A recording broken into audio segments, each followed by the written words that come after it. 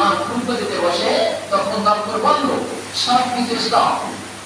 ফেরেশতাদের দপ্তর বন্ধ করে, আর কিছু কিছু মসজিদের কর্তৃপক্ষ মুখ করে এত বোঝে না, দিনের জ্ঞান নাই, সেখানে ফেরেশতা আল্লাহ রাসূল বলছে দপ্তর বন্ধ করে, খুতবা চলে, আলোচনা চলে, এগুলো ক্যামেরা চালায়, মসজিদ বানাইবা তোমরা এর ভাঙিয়ে পড়াও।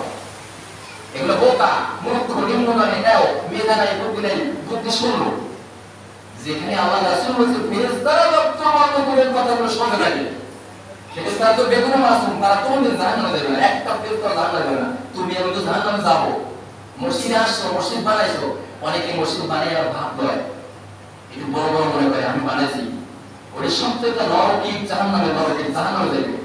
মসজিদ বানাইয়া দান করিয়া, দান সবটা করে যদি নিজেকে বড় মনে করে, এটা শয়তানের ভাই, জাহান্নামে যাবে। পুড়িয়ে পড়ে ওই সারবো দিও ভাইরা, একটা জিনিস মাথায় রাখবো, জুমার নামাজ তরক করবো না, অন্যান্য ফরজগুলি তরক করবো না। আর গুরুত্বপূর্ণ একটা বিষয় হলো, কথা শুরু হবে, কথা শুরুর আগে অথবা পিছে কোনো গুরুত্বপূর্ণ কথা থাকলে বলবেন।